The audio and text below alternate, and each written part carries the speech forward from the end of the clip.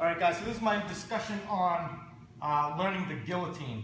Not really too much about the details of the guillotine itself, but why I feel like that learning the guillotine from the triple attack kind of might not be the best way to be learning to get it and for your body to get comfortable with sensitive to the positioning of it. So when we learn the triple attack from closed guard, he puts a hand on the mat. We're taught to go up for the guillotine, work the hip bump sweep, and if he kind of defends against that, coming around and getting wrapping for the guillotine and coming down. The reason why it looks simple. Some people just say, shift your butt a little bit, make some adjustments, but I think that's actually a very complicated move for a beginner. That little torso adjustment. So when I'm doing the guillotine, the reason why I think that mechanic's difficult is that when I'm doing the guillotine, I always like to have my armpit up over the back of the head and my thumb actually coming to this side of the jawline over here, rather than being across the trachea. So I want to be able to get my armpit over the back of his head so that I have the leverage to crunch down this way, crunching my armpit towards my hip in a sideways motion like this, rather than any sort of stretching or bending his head this way. And if you look at our torso positions, this one, just from closed guard itself, if I sit up like this, my shoulders are much lower than his. So there's naturally, when I come up for the hip bump sweep and I'm turning around, my hand might be facing up, and a lot of times when beginners are coming for the guillotine, their butts are falling back too quick as they're trying to figure out how to do the guillotine. It's kind of a complicated bunch of movements going on there with your entire body. And even if you shift your butt back, a lot of times your torso is hitting the mat still before you've really got position. See, my elbow's above my shoulder. It ends up that my bicep is over the back of the head, and I'm doing the stretch like this.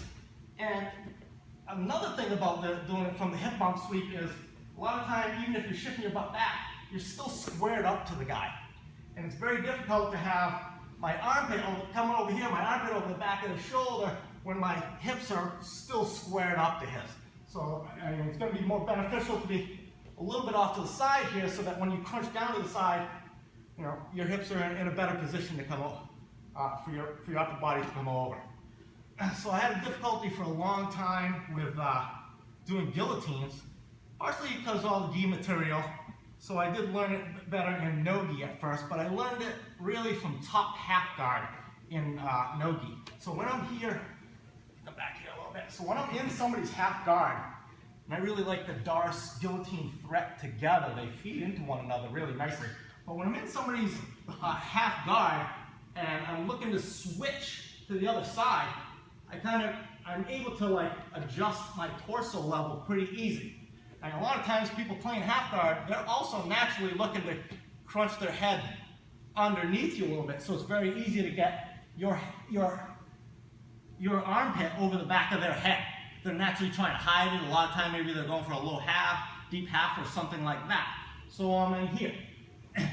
And it also makes it easy for me to get a good grip, because from top half, it's not so much about wrapping your arms as it is about using the side of your rib cage against his jawline and driving his jaw. And you're just placing your hand inside your own rib cage. So when I come over here, as I'm switching my base, I'm using my rib cage into his jaw and crunching up my thumb at the same time. So at this point, I'm looking just to free my knee a little bit so that I can continue towards maybe a mounted finish. As long as I hold his head up off the mat, he's going to have trouble getting any strength to really throw me or anything like that. Now, the one thing you have to learn about finishing guillotine from inside somebody's half guard is that your body is really on the wrong side of his body. If I get rolled to the bottom, my hips are over here. Now, we do have all kinds of adjustments. You can placing the arm above the shoulder, things like that you can do, modifications. But I'm talking about you've got your regular guillotine grip, and your body is you'd have to compensate for the fact that your hips are really on the wrong side of his. I want his hips on the same side of his head. So you can see that doesn't really translate. So roll back to your side here on this side. That really puts me on the other side of half guard. So let's come back here. So you need to remember that. So lie back on your side and doing your half guard. So, yeah, I'm not sure what's in the camera. So I'm in the half guard here. I make a nice low approach so he doesn't get underneath me. And as I'm fighting to get the underhook and the cross face, he's sort of ducking under me here.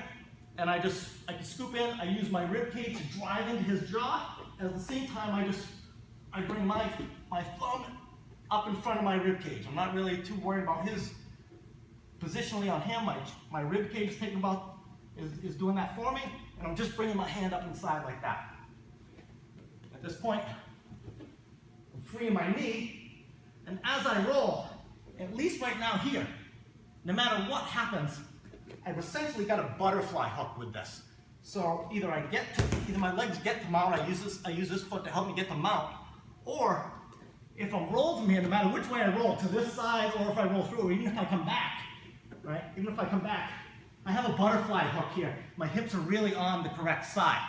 So, whether you're doing the arm in or not, I've established a good shoulder position. I've got the butterfly hook. I can probably finish from here, escape the foot if I want, or a lot of times it's just such a scramble that, I'm free to be able to come right over and flip him and roll towards the top again. Right? He's not going to leave this hand out because he's going to be fighting the guillotine with it. So, boom. I'm right back up here, and by that time I can easily free the leg. So, even if you don't get to the full mount, at least freeing that knee helps you establish really getting your hip to the correct side with the butterfly hook. Right, that's all. Thanks.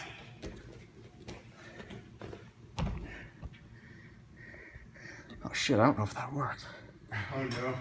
I didn't want to move because the prong here was on the corner. Oh, you don't know how much you got? I didn't even want to breathe because the last prong was like resting there on the corner, Joe. I'm like, if I move, this thing's gonna fucking fall.